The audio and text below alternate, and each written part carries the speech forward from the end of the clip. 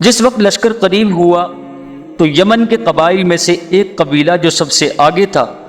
بہترین انداز میں زریں پہنے ہوئے، تلواریں لٹکائے ہوئے، عربی کمانیں پہنے ہوئے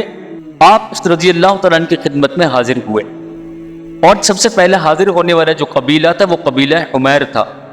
اور اس قبیلے کا سردار ذوالقلع الحمیری ایک عمامہ باندھے ہوئے بہترین انداز میں خوش و خرم آپ رضی اللہ تعالیٰ عنہ کے قریب پہنچا اور آپ کو سلام کیا۔ آپ رضی اللہ تعالیٰ عنہ کی خدمت میں حاضر ہو کر سلام کرنے کے بعد اس نے اپنے قبیلے کا تعارف کرایا کہ میں قوم حمیر سے ہوں، اور یہ جو میرے ساتھ جن کو آپ دیکھ رہے ہیں یہ بڑے ہی بہادر، بہترین انداز میں لڑنے والے، شجاع اور دلیر ہیں۔ انہوں نے بڑے بڑے مسلح لشکروں کو موت کے گھاٹ اتارا ہے،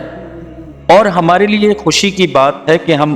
آپ کی قیادت میں، آپ کے حکم پر اللہ کے راستے جہاد فی سبیل اللہ میں جانے کے لیے تیار ہیں۔ حضرت صدیق اکبر رضی اللہ تعالیٰ عنہ نے یہ سن کر تبسم فرمایا، اور حضرت علی رضی اللہ تعالیٰ عنہ سے فرمایا کہ اے ابو الحسن،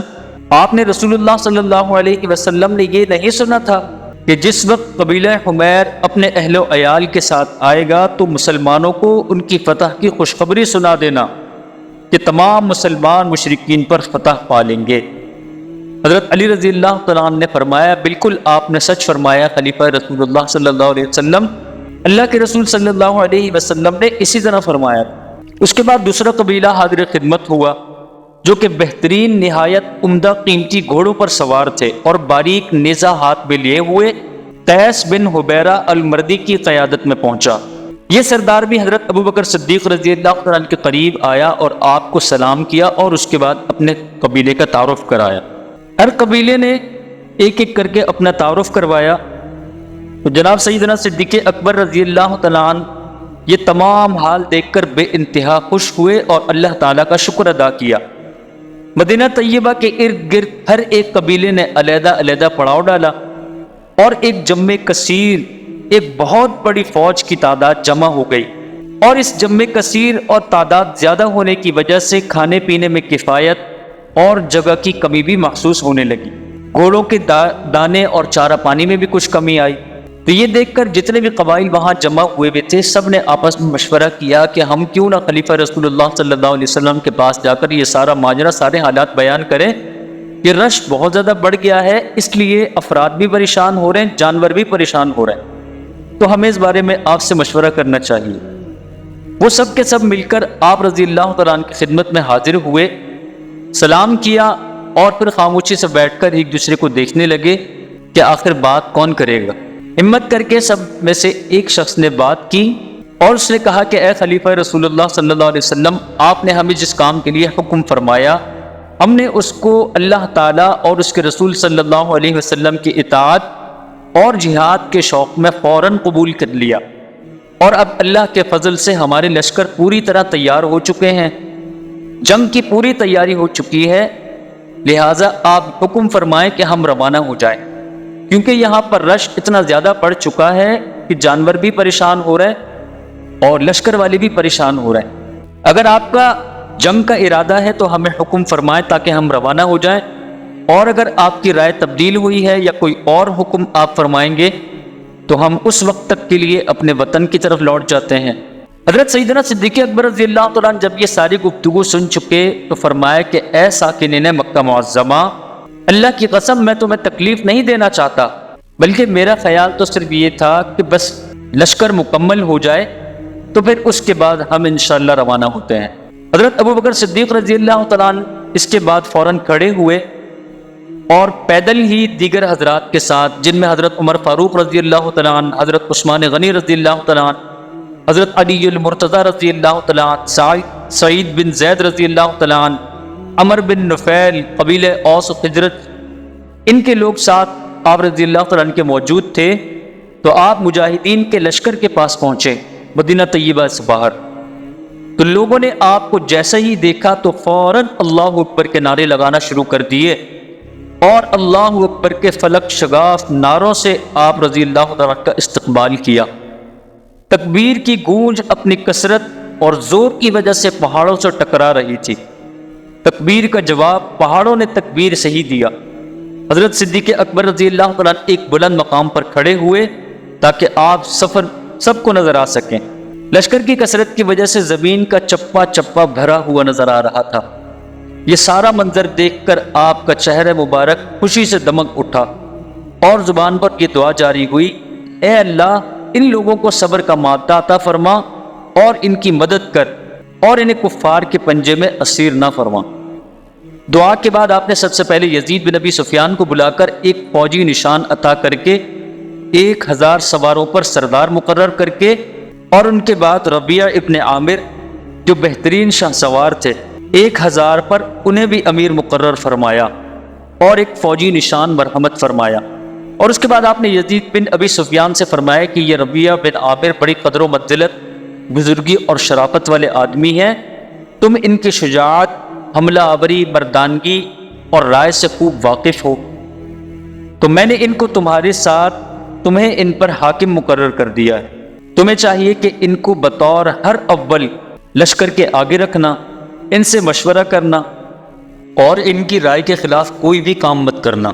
یزید نے کہا، اے خلیفہ رسول اللہ صلی اللہ علیہ وسلم، مجھے آپ کی تمام باتیں منظور ہیں۔ اب یہ دونوں لشکر مسلح اور تیار ہو کر اکٹھے حضرت ابوبکر صدیق رضی اللہ عنہ کی خدمت میں حاضر ہونے کے لیے چلے۔ یزید بن ابی سفیان اور ربیعہ بن عامر گھوڑوں پر سوار ہو کر فوج کے آگے آگے ہوئے، اور جس وقت یہ دونوں لشکر آپ رضی اللہ عنہ کی خدمت میں حاضر ہوئے تو رخصت کرنے کے لیے جناب سیدنا صدیق اکبر رضی اللہ عنہ پیدل ہی آپ لوگوں کے ساتھ ہو لیے۔ یزید بن ابی سفیان نے عرض کیا کہ اے خلیفہ رسول اللہ صلی اللہ علیہ وسلم، ہمیں شرم آتی ہے کہ ہم سوار ہیں اور آپ پیدل چل رہے ہیں۔ تو سیدنا صدیق اکبر رضی اللہ عنہ نے فرمایا کہ نہ میں سوار ہوتا ہوں اور نہ تمہیں اترنے کو کہتا ہوں، اور میں اپنے اس پیدل چلنے کے لیے اللہ تعالیٰ سے اجر کی امید رکھتا ہوں۔ چنانچہ آپ اسی طرح پیدل ان کے ساتھ ایک مقام تک تشریف لے گئے، اور وہاں ٹھہر کر آپ نے یزید بن ابی سفیان کو چند ایک نصیحتیں فرمائیں۔ آپ نے فرمایا کہ جب تم کسی مقام سے کوچ کرو تو چلنے میں ساتھیوں پر سختی نہ کرنا، اپنی قوم اور اپنی آدمیوں کو سخت سزائیں مت دینا، ہر کام مشورے سے کرنا اور انصاف کو ہاتھ سے جانے مت دینا، ظلم اور زبردستی کو اپنے پاس سے دور رکھنا، کیونکہ جس قوم نے بھی ظلم کیا تو اس نے کبھی بھی فلاح نہیں پائی۔ پھر اس کے بعد آپ نے قرآن شریف کی آیت پڑھی، وَإِذَا لَقِيتُمُ الَّذِينَ كَفَرُوا زَحْفًا فَلَا تُوَلُّوهُمُ الْأَدْبَارَ وَمَن يُوَلِّهِمْ يَوْمَئِذٍ دُبُرَهُ إِلَّا مُتَحَرِّفًا لِقِتَالٍ أَوْ مُتَحَيِّزًا إِلَىٰ فِئَةٍ فَقَدْ بَاءَ بِغَضَبٍ مِّنَ اللَّهِ کہ جس وقت تم کافروں کی گروہ سے مقابلہ کرو تو پیٹھ مت پھیرنا، کیونکہ جو شخص پیٹھ پھیرتا ہے تو میدان جنگ کی طاقت کو اکھاڑ دیتا ہے، اور جس وقت تم اپنے دشمن پر فتح پالو تو چھوٹے بچوں اور عمر رسیدہ بوڑھوں، عورتوں اور نابالغوں کو قتل نہ کرنا، ان کے کھیتوں کو مت جلانا، پھلدار درختوں کو مت کاٹنا، حلال جانوروں کے علاوہ کسی جانور کو ذبح نہ کرنا، اور جس وقت تم دشمن سے کوئی عہد کرو تو اس عہد پر پکے رہنا، اور اگر کوئی صلح ہو جائے تو اس صلح کی دجیاں مت بکھیرنا۔ یاد رکھو تم ایسے لوگوں سے بھی ملو گے کہ جو اپنے عبادت خانوں میں